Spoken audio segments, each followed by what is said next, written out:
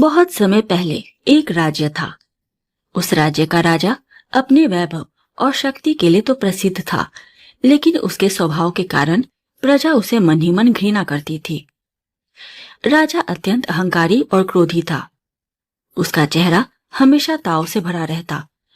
वह कभी प्रजा से मधुर शब्द नहीं बोलता। छोटी सी गलती पर भी वह दंड देने में पीछे नहीं हटता था। कई बार तो उसने बिना वजह निर्दोषों को भी कठोर सजा दे दी थी। दरबार में भी हर कोई उससे डरता था।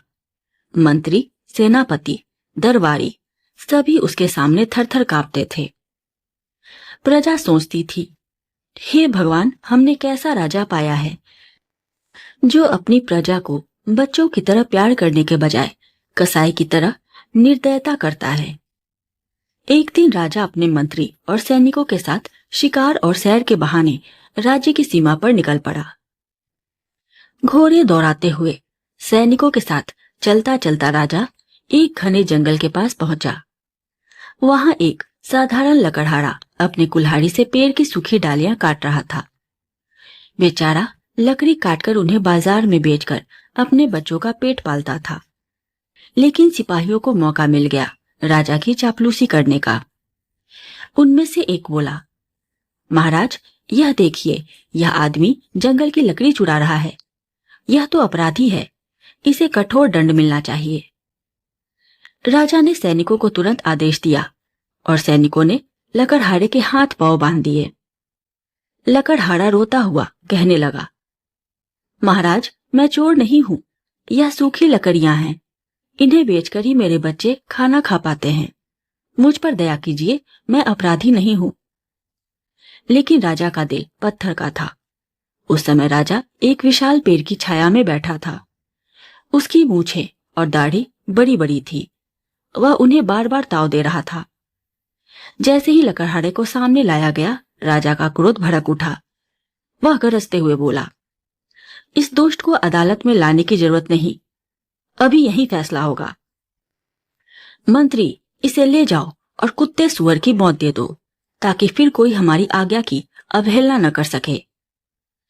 लकड़हारा रोते गिड़गिड़ाते हुए बोला, महाराज, मैंने कोई अपराध नहीं किया, दया कीजिए, मेरे छोटे छोटे बच्चे हैं।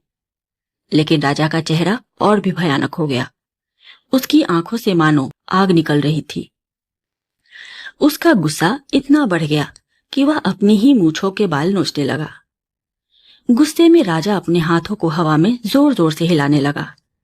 अचानक उसने अपना दाहिना हाथ इतनी जोर से झटका कि उसका अंगूठा सीधे उसकी दाहिनी आंख में जा घुसा।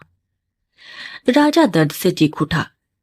पल भर में उसकी आंख बाहर निकल आई और खून की धार बहने लगी। सैनिक घबरा गए। मंत्री ने तुरंत चिल्लाकर कहा, जल्दी से कविराज को बुलाओ। कविराज आया। उसने पट्टियां बांधकर किसी तरह खून रोक दिया। राजा की जान तो बच गई, लेकिन उसकी दाहिनी आंख हमेशा के लिए चली गई। उस दिन के बाद से वह काना राजा कहलाने लगा। राजा ने अपनी आंख खो दी, लेकिन असली कारण था उसका असंयमित क्रोध। प्रजा आपस में कहने लगी, देखा, जो निर्दोषों को सताता है, जो क्रोध में अंधा हो जाता है, उसे एक न एक दिन अपने पापों का फल अवश्य मिलता है। मंत्री ने भी धीरे से राजा से कहा, महाराज, यही आपका दंड है।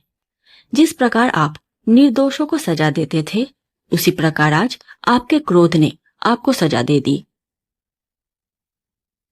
आज की यह कथा हमें एक गहरी सीख देती है। राजा की आंख तो गई, पर असली दोष किसी और का नहीं, बल्कि उसके अपने असंयमित क्रोध का था। क्रोध ऐसा अग्निदानव है जो पहले हमें ही जलाता है, फिर दूसरों को। जब मनुष्य क्रोध में अंधा हो जाता है, तो वह अपने ही पैरों पर कुल्हाड़ी मार लेता है। जैसे राजा ने अपनी आंख खोई, वैसे ही क्रोधी व्यक्ति अपने जीवन का सुख चैन खो देता है।